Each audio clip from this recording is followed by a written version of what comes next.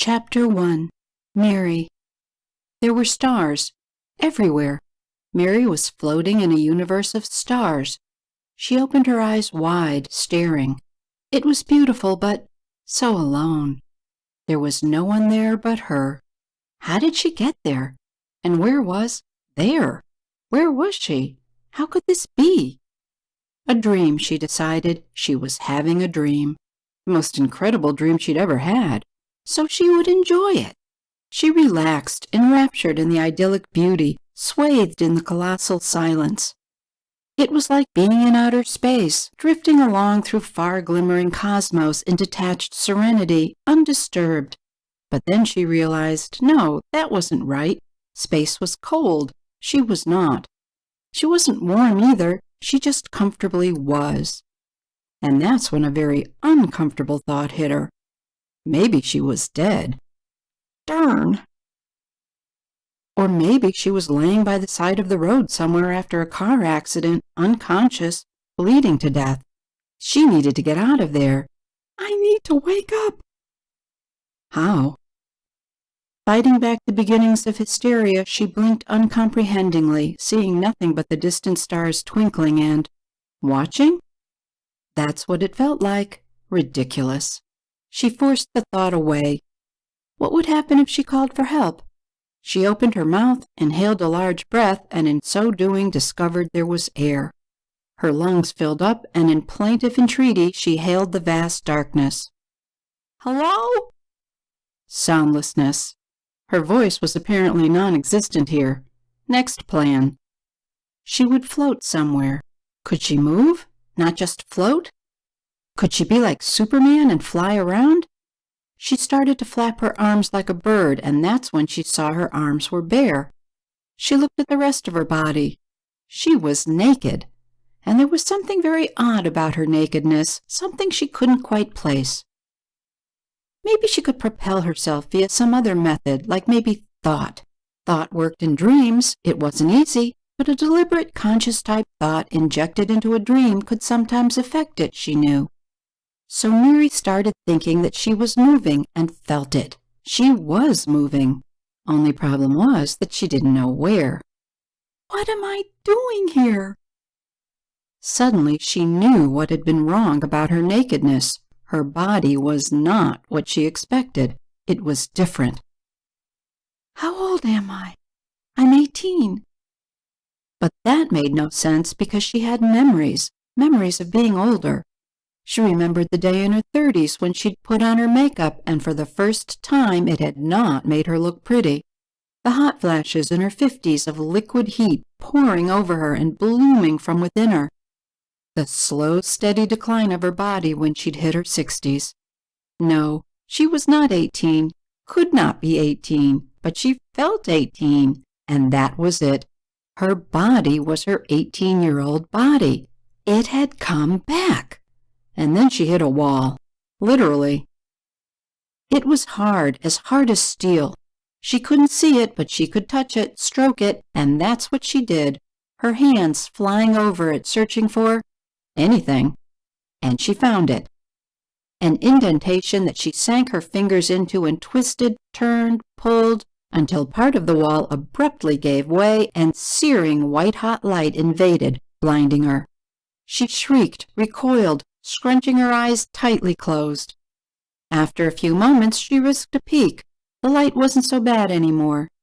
Trembling, she groped her way up into it and was flabbergasted at what she saw. She was in a room, inside a large cut-glass ball, glittering in the center of that room, a ball that looked like some kind of giant Christmas tree ornament. An odd-looking woman was standing before it, gaping at her in spellbound disbelief. The woman staggered back and with a shrill, frightened squeak, scampered from the room. Not good, Miri thought, her heart pounding. I gotta get out of here. Grasping the side of the opening, she hoisted herself upward onto the ball. It was difficult. Her arms were weak, the facets sharp, and the gravity falling upon her overwhelming.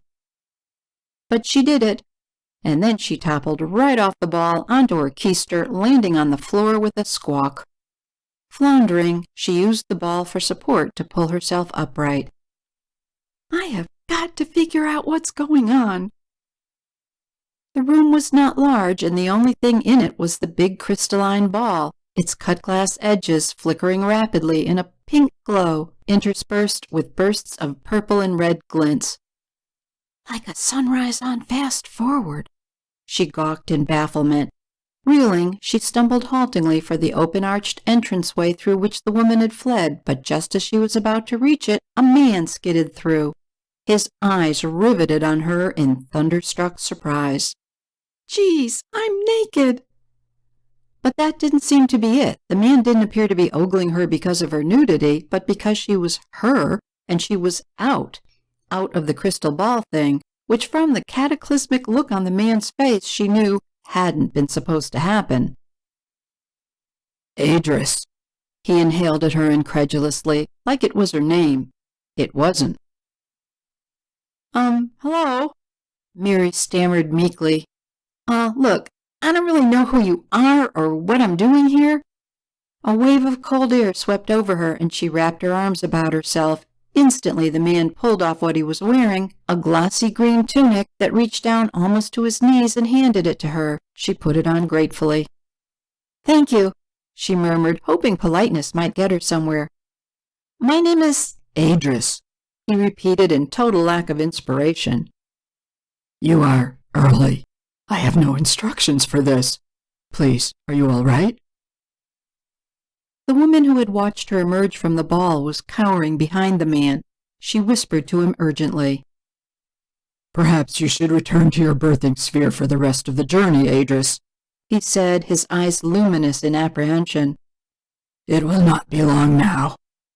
Miri, she continued rather lamely, having no idea what the man was talking about. My name is Miri. I'm not Adris. I think there's been some kind of mistake. I'm a little confused. How did I get here? Who are you people? What journey? The man and the woman looked at her, and then the woman spoke softly. This is one crystallized foul-up vernacular. You've got to do something. The man blinked and, coming up with nothing, the woman stepped forward. Adris, she said, delicately taking charge and swallowing nervously. I am Sa. This is vernacular. Adris is your title. You are the Adris. I understand why you are confused. Your knowledge has left you. You've been gone so long. The birthing sphere cannot give it back to you, but there are many people waiting for you, people who can teach you everything you need to know. We will meet them shortly. Please come. I will help you. Thanks, but I just want to go home. These were strange-looking people. They were not old, but their hair was snow-white and short, but not the cut-short hair of a bob, but rather the it-grew-that-way short of a cat or dog. Both were taller than Miri, and Miri was a tall person. Their skin had the faintest of a dusky golden hue, and their eyes, though brown, were a light brown, practically pastel, Miri had never seen before. The man was wearing black pants and a tight black shirt that Miri guessed was an undershirt. The woman was also wearing black pants, but with a white tunic embroidered with minute flecks of pale sparkling turquoise about her neck. When Miri said, "Home," the man's face broke into a wide, eager smile he didn't seem able to contain. "Oh, Adris," he sang out exuberantly through that smile. "You are going home. We've waited so long for your return. Many gave up, thought you were dead, but most of us knew you were still alive, kept safe, would come back to us. The war for both sides is at a hopeless impasse now, but with your return—" Vernacular, she doesn't know what you're talking about. She doesn't have the knowledge anymore. Do you, Adris? Do you remember the spiders? Everything is a little hazy for me, Miri sputtered. I don't know about any war. I know what spiders are, but I don't know— Message for you, Vernacular. A man's voice vibrated in the air, making Miri jump. From the doyen. He knows. Oh no, he'll be mad as a crystal cuckoo you didn't tell him, Vernacular. The woman named Sa grimaced. Adris, If you will come with us, we will go to where the ship is commanded from, and you may speak to your doyen, to the people awaiting you." Ship? She was on a ship? Miri followed Sa in stunned compliance, mystified. "But why am I here? What do you want? Where is the ship going? Will you—" Sa looked at Miri with anguish in her eyes, struggling to keep her tone level and friendly. "Oh, Adris, it's gone. The knowledge of millennia, all of it. It was the only way you could have survived the spiders. They have hunted you all this time, even after many of your own people were convinced you were dead. But so cruel. What happened to you was so cruel. In your prime. But you are found now, by us, not the spiders or the Demesne, and you will resume your rightful place, and the spiders will be defeated. Ah, I'm doing it now too, aren't I? Talking about things you probably know nothing of. Here, Adris, this way." Sa guided Miri down hallways in a patient gait, her smile strained though warm and reassuring. But when Miri passed a small round window and looked out, she stopped dead, her face registering nothing but stark fear. All that was beyond the window was night. "Where are we?" Miri croaked. "You would not recollect this tunnel, Adris," Vernacular said. "We have just crossed the 4 suns. We will—" 4 suns? Are we in space?" "Yes, Adris, we are taking you home." "There are no 4 suns at my home. There's only one." "That was your hiding place, Adris, not your home. It was where you hid from the spiders. To prevent the spiders from finding you, you were reduced to nothing but your living essence. That is why you know nothing. The birthing sphere could only restore basic things, like language, health, not even your own body. You still have the Earth-human body you were rebirthed in. The sphere could not give you a new one, though it has made repairs. But the Earth-human bodies are very beautiful, far more beautiful than ours, though not as strong. No matter. Your power remains untouched. You will relearn everything. You will be home. You will see the Crustacea again. And your body, this body, though weak, will be well cared for. We have brought all the information from that world on how to take care of it, and you will have your crystals, and once you have again learned how to use them, you will have all the strength of before. Bless you, Adris. We are honored as we never dreamed to be here at your finding and return." They were in a large room, large compared to the other room Miriam had been in. 3 men were sitting before consoles, all of them staring agape at her as she entered. And then one stood, sunk to his knees, bowed his head before her. The others quickly followed. "Adris, sacred and hallowed," one of them intoned. Another one gasped, crying. "Aw, crap," Miri thought. "I want to go home." Both Sa and Vernacular looked at Miri expectantly, like they were waiting for her to do something. You can get up if you want," she said, feeling foolish. The men rose, staring raptly at her, reverently. "We are reborn," the man who had spoken before erupted. "Yeah? Well, not me. I'm screwed." "The doyen is waiting, Vernacular," the other man said, unable to tear his eyes from Miri. "And you know he's not very favorable to that, especially where the Adris is concerned."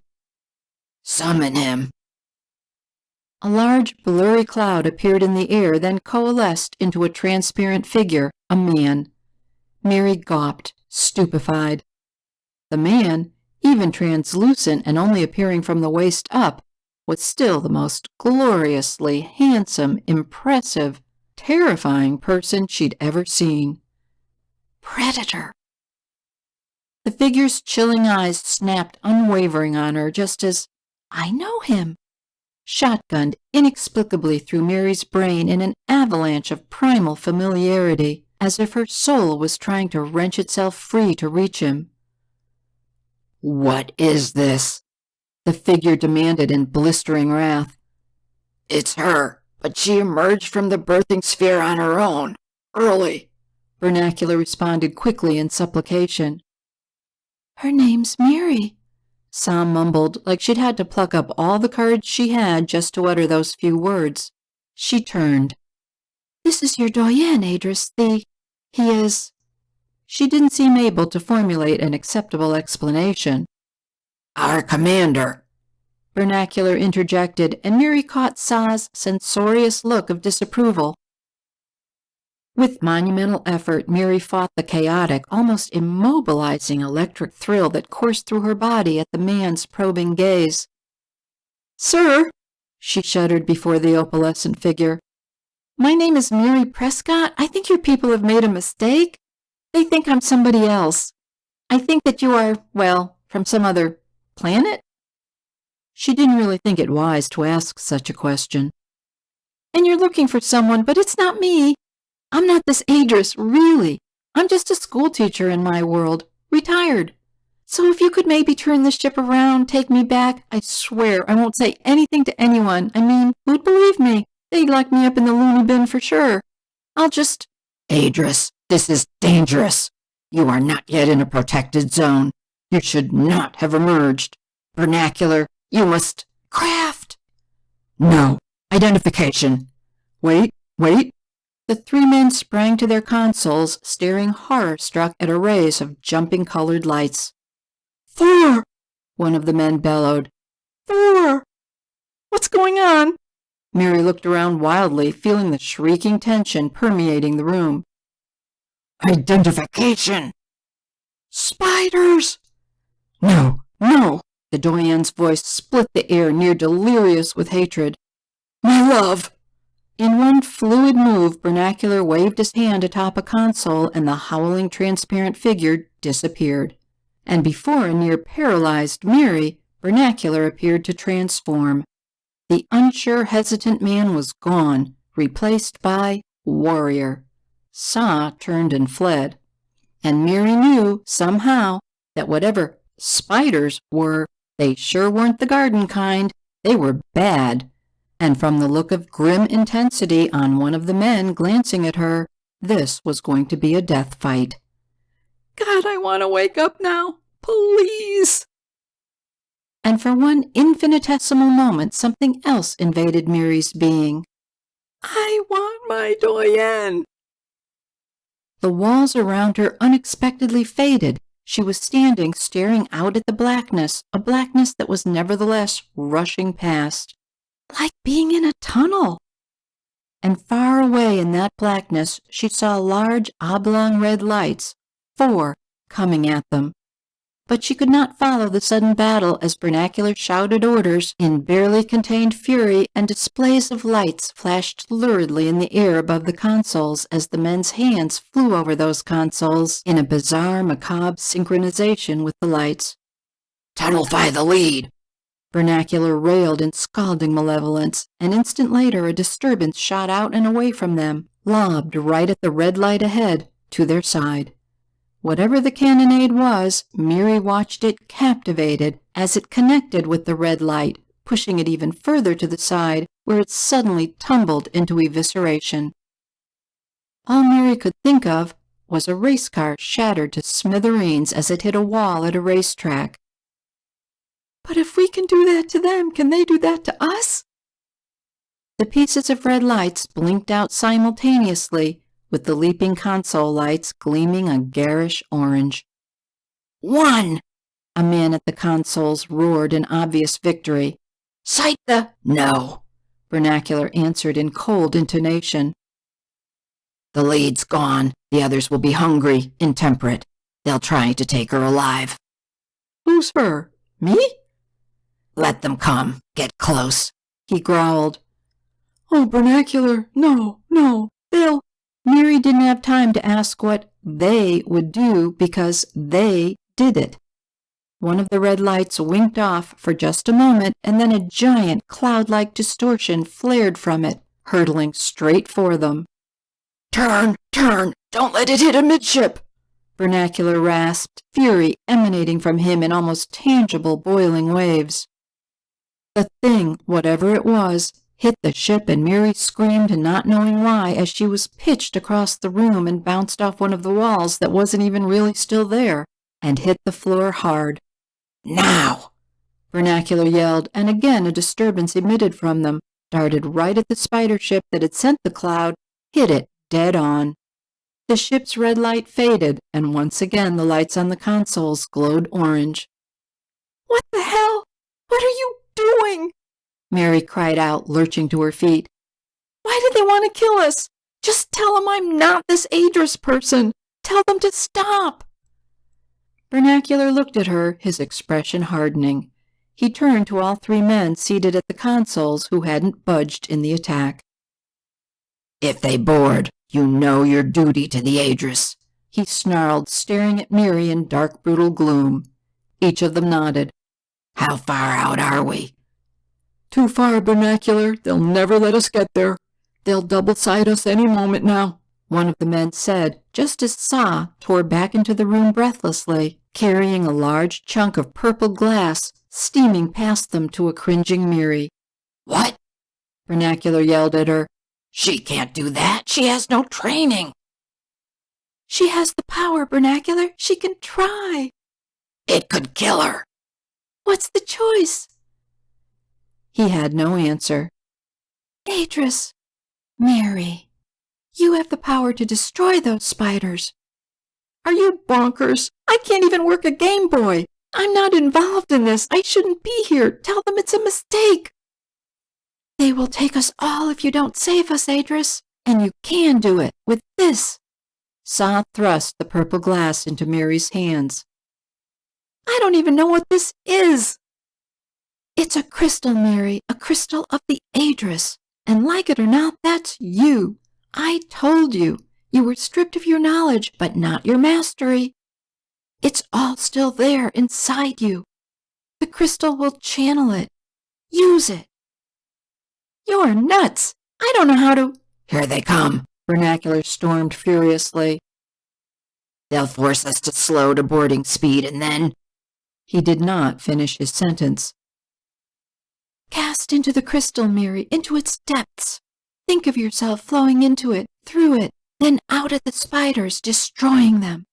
Concentrate, or we will all die, or worse, much, much worse. Miri considered several logical, and several purely creative, responses to Sa, none of which seemed likely to keep her alive. Oh, shit, she finally settled on, grasping the crystal tightly. The moment she did, the crystal started glowing. Whoa! Picture it, Miri, flying into the crystal, flying out at the spiders, just... The entire room seemed to explode, and this time all of them were thrown up into the air. Miri was slammed backwards, still clutching the crystal, which was now shooting off sparks, directly into her hands. She screamed as her flesh burned. But she didn't let go. And she saw it. There was something deep inside the crystal, beckoning her. She peered into it, and it seemed to grab her, rip her forward as if in a nightmare, entrap her in a world of jagged edges and angles without dimension. And for a moment she froze, praying for the horror to pass, but then she saw something else.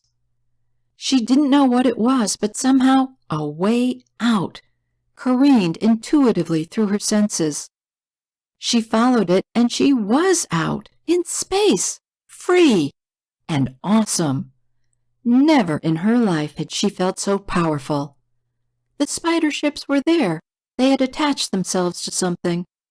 With a simple wave of her hand, or something she thought of as her hand but knew couldn't possibly be, she swatted them away.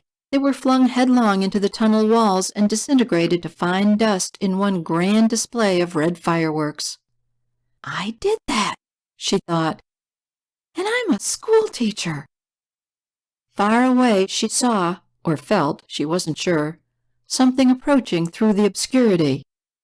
Adris, Adris, wake up! She wondered what it was.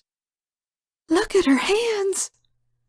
Something very, very important was approaching, pulsing with heat for her. Her everything. Maybe she could fly out to it. Was that a good idea? She's not coming back, vernacular? But where, she pondered, was her body? She'd need that when she found him, oh yes. She'd left it somewhere and, ooh, it was her 18-year-old body. A strikingly cute one. Break it! Smash it! Excruciating pain shot through Miri. She was writhing, agonized. No, oh please, no. And then there was nothing at all except the briefest of really ticked-off thoughts. Yep, guess I'm dead after all. Dang, I wonder what it was out there. What was out there was her doyen, his face contorted in seething guttural rage, his black eyes flaming as he neared her. In determination. Chapter 2. Selliana, She heard. Huh? Selliana, wake up. Miri came up to the surface sluggishly, opening her eyes. Everything was swimming and blurry. Announce the Aedress is awake. Yes, doyen. Can they? No. No one until I approve it. Bring food. Her kind. Some water bombs and... No.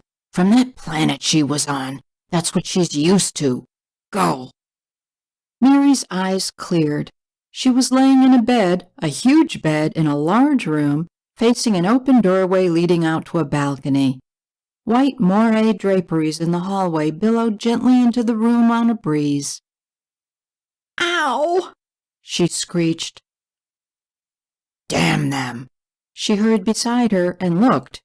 It was that man, towering above her, ferocious, leaning down in almost proprietorial right. Miri cringed at the steely resolve etched on his face as he scrutinized her. He was more than 6 feet tall, weathered but handsome, his eyes jet. To Miri he looked in his mid-30s, with powerful broad shoulders and a physique like solid stone. His hair was thick and brilliant silken white, but unlike the others it was longer, tied in a short ponytail at his neck. He was dressed all in black with fine silver edgings to his loose shirt, not a tunic like the men she had seen before, and he was wearing discreetly about his neck a necklace of purple crystals that for some reason Miri's eyes locked upon. Pain lanced through Miri again. She held her hands up to her face. They were red, raw, swollen, and hurting like hell. Here, he said as he gently took one of her hands and rubbed a bronze-colored cream on it. The pain vanished, replaced by a numbness that nevertheless it was getting through, loud and clear. Never had Miri felt anything like it. This man had power, a kind of melt-you-in-your-seat dynamism, the kind she knew instinctively to resist, but also knew she didn't stand a flippin' chance against. Holy crap! Miri chirped, pulling a face. I want to take you over my knee, Selliana, he glared. Hard. Spank the shit out of you. But you wouldn't remember why, so what's the point? But oh, when you do remember, and you will, my little Aedress, oh, what I'm going to do to you. He raised her other hand, stroking the cream on her tenderly, lightly, in complete contradiction to the expression on his face. Fuming anger. Who are you? She demanded. Distress like she had never seen flitted momentarily across the man's face until he so patently hid it. Carefully, he placed Miri's hands on her chest and sat down on the bed. I am your doyen, he said sternly. Do you not remember my name? Nothing? I don't know any of you people. My name is Provencal, but you call me Rove. Call you? I've never met you. Yes, you have, Selliana. I am your doyen for many years. There was no other for you, though many tried. Look, Mr. Rove. Okay, Rove. You have all made a mistake. I don't even know what a doyen is. I'm a schoolteacher from Orlando, retired. I taught history to elementary kids. He glowered at her. I can see this will be like the beginning. What beginning? Our beginning. All right, I'll explain. You are the Adris. I am... What's an Adris? God. What? You are the given god of the Adrominion, the highest of protectors. The gift of the crustacea to us. You command the crystals. You rule over all. I am your doyen. I rule you. Like hell! I am not a god. I can't even tweet. And you rule me? To this, Rove burst out laughing, a loud, booming sound. Ah, my Celiana, I see you are still very much in there. The old battles will have to be refought. I look forward to it. What a time we had before I tamed you. The sounds from our sanctum will once again be the talk of the palace. But that is for the future. I will give you some time. For now, you must get well, regain your strength, rediscover your realm. The protectors, a curse on them for their subterfuge all these years, will also have to begin at the beginning with you. But for now, I have only one question. What is a schoolteacher? That stumped Miri. Everyone knew what a schoolteacher was. School teacher. She sounded it out in her mind. It sounded not odd, but different, and then she had it. It was English. And she hadn't been thinking in English, or speaking it. It's a word from my world, she muttered awkwardly. This is your world. No, I don't know. Please, I'm so messed up with this. I think I was home. I remember going to bed. I'd had a fight with my sister on the phone, the jerk. And then, the stars. She'd floated in stars. All right, he said softly. I will tell you, briefly. More will no doubt be explained to you later. We are at war with the spiders. Why? Why do they hate you? Hate? They don't hate us, Celiana. No, I suppose they might. I never thought of it like that before. Understand this. Spiders take. They take what is valuable, then move on looking for more. They have destroyed much, but not all, because we have you. But that means they want us even more because you are endowed of the crystals. So we war. And you finally joined that war and saved so many, but then disaster. You were wounded, Celiana, grievously, and so you took a spacecraft and disappeared. Some thought you dead, but you were not dead. You hid yourself on that little planet you were on. The protectors tell me now that everything is gone. All your memories of us, they were not stored in your life crystal, so they are lost forever. But I don't believe it. Protectors might be the consecrated and omnipotent, but they don't know you, know us, not like I do. You would have found a way, some way, to keep the memories despite what they think. What we were is still inside you, somewhere. This I believe. This guy is absolutely freaking loco, she decided. But sheesh, so gorgeous. Sa entered with a portly woman carrying a tray. On it was a large flat platter of poached eggs, a butternut squash, a huge bowl-shaped loaf of bread containing what appeared to be M&Ms, and a sandwich 11 inches tall filled with things Miri couldn't identify except for a slice of watermelon. A fluted glass held a blue-green colored liquid. What she desperately wanted was a corner store chippuccino. Idris, the other woman choked, drinking in the sight of Miri. The doyen frowned. None of that. He shot her a quelling glance. She stifled a sob and nodded. The protectors are here, doyen. They are adamant, as is the plenum, and they're armed. Sa smiled shyly, like she'd made a little joke. I must attend them, Celiana, or you'll be overrun. Sa, you and Ka grace her. Make sure she eats. Feed her yourself if she cannot use her hands. I washed her aboard my ship. What? So you will only need dresser. But Celiana, you are to stay here, unless I send a guard for you. Is that understood? The woman he'd called Ka furrowed her brow. She is the Aedress, Doyen. If she wants to... Until she regains her strength, her defenses, she will do as I order. Ka looked dubiously at Miri. She said nothing. Rove stood and strode from the room. That, Miri said, is one heck of a control freak. A slight smile crept onto Ka's face. I don't know what freak is, my Aedress, but control? That is both the Doyen's most mastered merit and vexing vice, and where you are concerned, his eternal aspiration. Like he'll ever achieve it, Sa sniggered happily.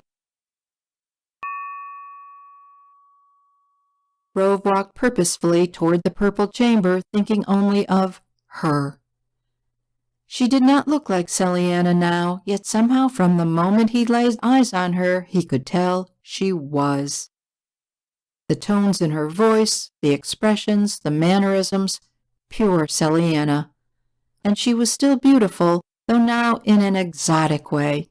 Well, that was to be expected. The earthen planet, though compatible, was far from exact. He smiled at her hair, brown, and so long, past her shoulders. But it was her eyes that astounded him. Blue! In the tens of thousands of planets comprising the Adraminion, there were many derivations of people, but never had he seen blue eyes. For a moment he wondered if they hurt, if they worked properly. He shook his head, so much to figure out. Should he call her by her real name, or what she now proclaimed herself? How was he going to find the willpower not to take her? What if she wanted to go into battle again? He smiled, mindful that she'd already done that and had 2 roasted hands to show for it. Even burning, she hadn't let go. She'd saved all of them, even Vernacular, his own brother, who he planned on thrashing mightily for providing his services to the Protectors so clandestinely. Rove was the Doyen. He should have been the one told she was found. He the one who retrieved her. Yes, she was the Aedress, all right. He sighed, thinking of the undefinable aura of the both sacrosanct and secular that only she possessed, that was so absolutely irresistible. It was time to face them. Damn. He flung open the chamber's door and entered. The din of excited conversation ceased as all eyes followed him to the solitary throne. He did not sit, but stood before it, feeling the fevered agitation that hung heavily all about him, pressing in on him. Welcome, Protectors, Plenum, and people of the Adraminion, blessings of the Aedress upon you. He began the invocation, watching all of them shift impatiently. He knew they wouldn't last long. The chamber was huge, momentous, and filled with people, all types of people dressed in all manner of ways, with only one thing in common. Obvious affluence, and without exception, all wore some kind of a crystal about their necks.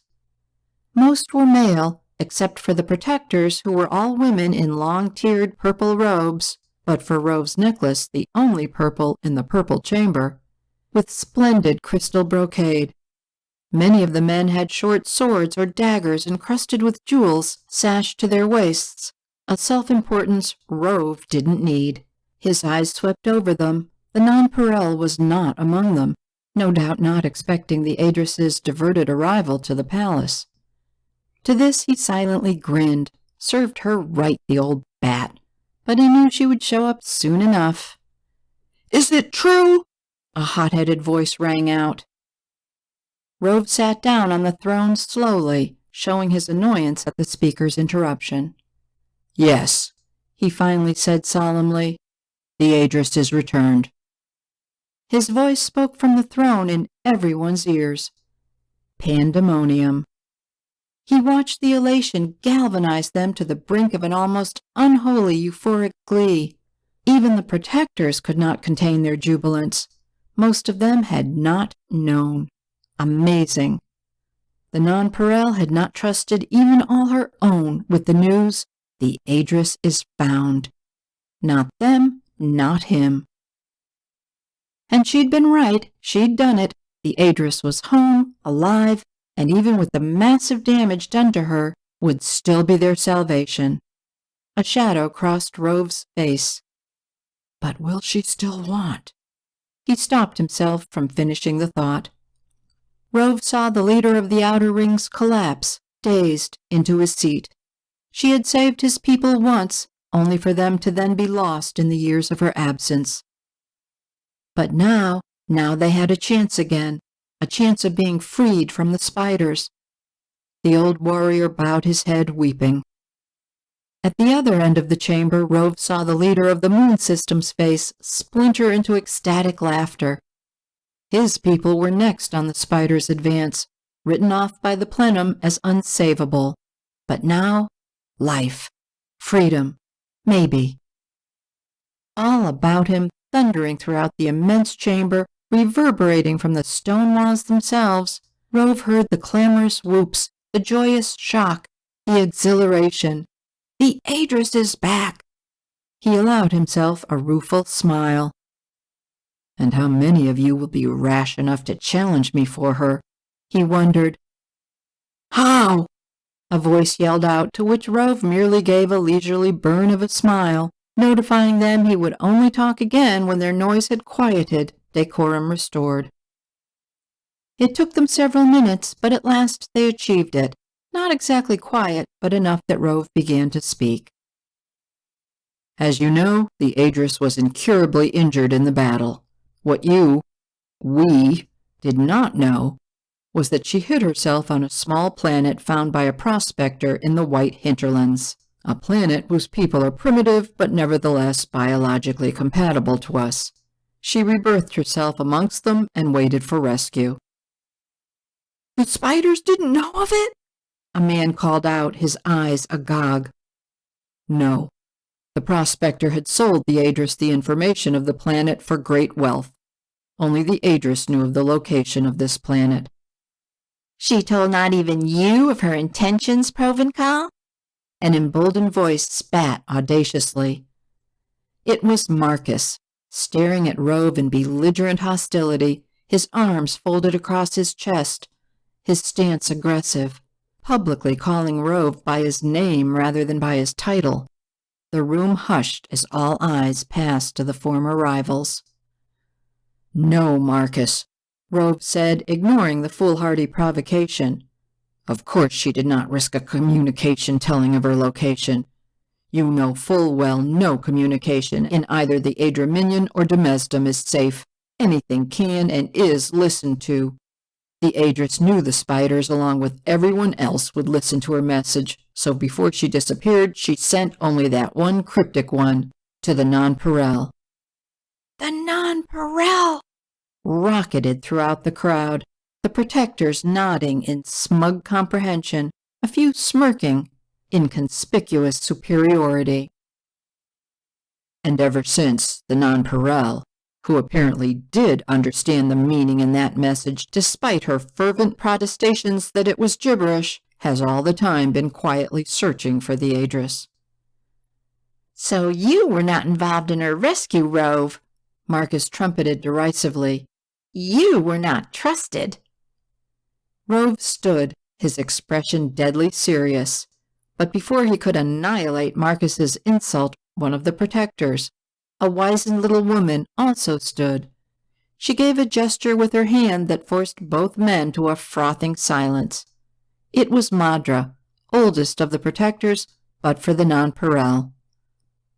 Doyen, Madra said smoothly, in obvious appeasement. That the nonpareil did not confide in you speaks nothing to your trustworthiness, which all know is beyond reproach or question. You are a distinguished and extraordinary warrior, and all such people are targeted by the spiders. But the Aedrus is recreated. Has she somehow been trained? I heard of no protector on the ship that brought her back, yet we are told she used a crystal to destroy spider ships. How can this be? Madra, the blessings of the Aedrus upon you. Rove repeated in masterful restraint the correct initial address to a protector. My brother says the Aedrus used the crystal untrained. The Aedrus is untrained. A collective realization surged through the chamber, and Rove heard it from more than one of them, the words, the revelation, ricocheting all about him, a skewer to his innermost being. Untrained means unclaimed. Rove glanced down ruthlessly at Marcus, whose hungry, unblinking taunt told him everything. The spiders weren't the only ones Rove would be obliterating if they came near her. His eyes narrowed. I will keep you, Celiana, my love, my life, my all. This you will relearn first. Miri was up, dressed in mauve-colored pants that felt like heavy satin. With them she wore a chemise superbly shirred in silver and gold needlecraft, interlocking minute lapis blue crystals. Miri didn't object, mostly because it was a really boffo outfit, but also because it was what Ka and Sa had so solicitously given to her, and Miri wanted her two minders happy, distracted happy, because Miri was getting the heck out. The women puttered about the room, each keeping one dutiful eye on her, but, receiving only warm and agreeable smiles back, were soon lulled into the absorbing, genial banter of the Aedrus is back chatter. Chinwag, Miri thought fleetingly, not knowing where the word had come from. The clearly pleased women beamed at her with inscrutable delight as Miri, ever so slowly, drifted to the open window, stepping nonchalantly through, out to the extravagant balcony, which she was planning on vaulting right over and continue on going. On the balcony, however, Miri saw that she was 2 stories up, so vaulting wasn't such a hot idea, nor was it necessary.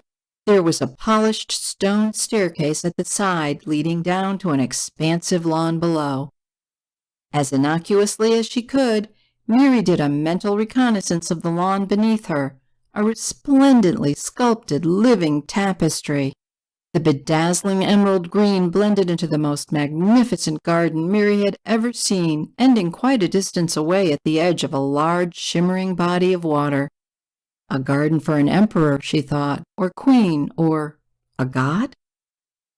That, Barmy thought, got squelched but fast. Miri couldn't tell whether the faraway sun-dappled water was lake or ocean, but she didn't care. Water usually meant boats, and boats meant away, so that's where she was headed. For some reason she caught herself contemplating fondly the cobbled paths that ran through the garden, the trellises, the lofty shrubs of brilliant flowers, the glistening trees she thought she had no names for until vague words tickled the back of her mind. But then she harshly shut all that down with a viciously thought, no. Focus, girl. She would sprint, straight line, and if that meant plowing through a row of exquisitely just-planted flora, so be it. She did wish she had some shoes, but the women hadn't given her any. Maybe they weren't so ninny after all, she'd thought. So it was going to be a barefoot bolt. Where she'd go after she stole a boat, she didn't know, but she did know when a man like Rove said, I rule you. You got the hell out of Dodge. As Ka and Sa became even more immersed in their gossip and brimming ebullience, and after a few false starts, Miri went for it. Gliding silently down the stairs, she alighted onto the lawn and barreled toward the water. "'Excuse me!" She bulldozed past dumbfounded people caught unaware. "Was that the—" She heard behind her a shock-wave of puzzlement. A large stand of milkweed-like plants blocked her way. She plunged through them, succeeding only in doing a wide-eyed faceplant into one giant exploding pod. Instantly hands were on her, pulling her up as she spat out a mouthful of pink gossamer seed puffs. 2 speechless men and 1 pop-eyed woman had her. The woman found her voice first. "Aedrus, sacred and hallowed! she trilled, all aflutter. Sorry. Miri pivoted away, trampling through a row of iridescent beige flowers the size of dinner plates that made little shrieking noises as she trod on them. Sorry, sorry, she tossed back. I am talking to flowers. Scooting down a hill pell-mell, mostly on her rump, as a group of mammoth-sized men in starched black tunics watched her fanny-skimming exodus in perplexed astonishment. Is that the... She heard a startled, unified grunt. Coming through, coming through! Miri heard herself beseech a grove of coniferous trees that appeared to regard her intently, bending and showering her in sticky, fuzzy catkins. She splashed through a shallow reddish lagoon, only to encounter a steep upward knoll covered in, oh shit, maybe sumac, dotted with blue mushrooms. Think of it as an organic stairmaster, she urged herself, clambering up the hill, converging on both the top and what looked and smelled like tangy yard bombs left by some very large animals, until she landed squarely onto one and it gave a disgruntled hoot and disappeared underground. Adris! Adris! Began ringing throughout the garden. Some calls she inanely thought arising from the ground itself. Miri's energy was ebbing as she at last charged headlong onto a pathway paved in sparkling white crystals that led straight to the water. People dotting the walkway leapt aside in incomprehension, flustered as the impromptu bedraggled calamity that was now Miri streaked past, gasping winded apologies at them. She scurried to the water huffing, scanning desperately for a boat, any boat. There was no boat. What there was a lot of water, boundless as an ocean, but the water had no salt smell, more like a light, fragrant copper scent, if anything, but no boats. There was, however, a large jetty made of radiant, sapphire-colored crystals jutting out into the water hundreds of feet, and Miri figured if there was a boat, maybe it might be docked at the jetty's end. Digging deep, Miri blasted down the jetty in full gallop, barely noticing how it flared into light at her footfall, every color of the rainbow. But as she gained the end, no boat. She collapsed onto her knees, staring at the gold-flecked water, trying to stop the tears from coming, and failing. I want to go home. Sobbing, she reached down and placed her hand in the water. It was icy cold.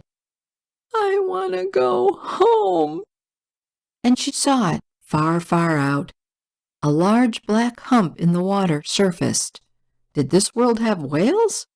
The hump started toward her, cutting its way through the water with surprising speed, joined by others. As they approached, Miri saw they had large tentacles, and all were making a beeline for her. Her intelligence, her logic screamed, "Run for it!" But Miri's brain felt fried, so she just perched unmoving, gaping, as the commodious water beasts rounded on her.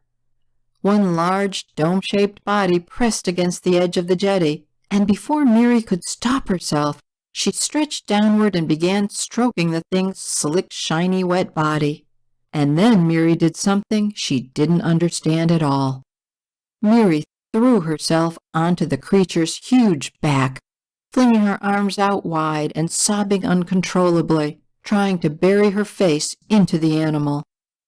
The behemoth slid away from the jetty effortlessly, out to the open water, carrying Miri with it.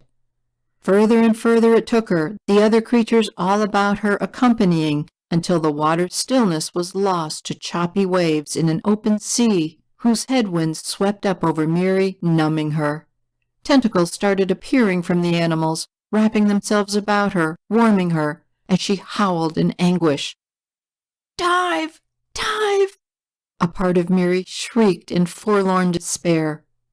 She was cognizant of it. A communal emotion was rising from the animal she rode and the animals about her.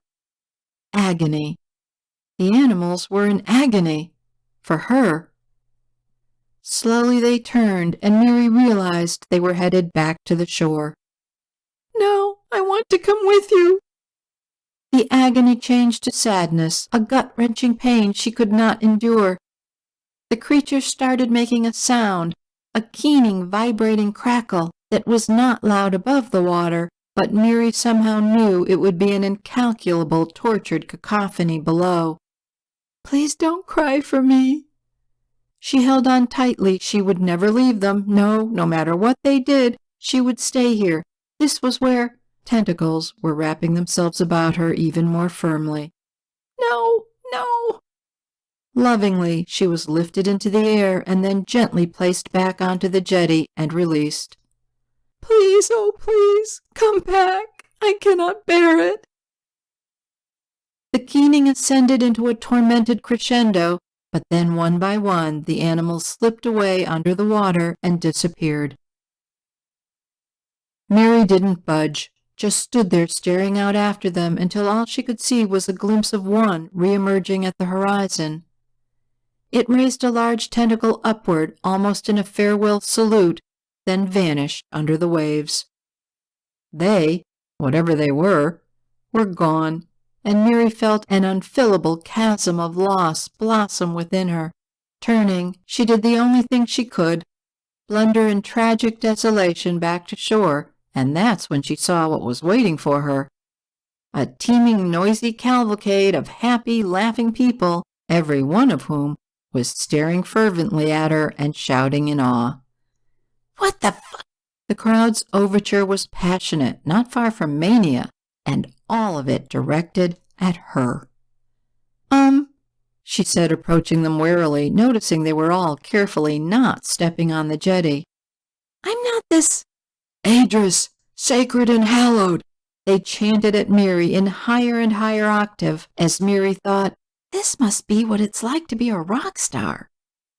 "Look, y'all have made a mistake," she said, gingerly stepping off the jetty that instantly returned to its sapphire color. Again, Miri didn't notice, and taking a few tentative steps toward the crowd looking for a way through.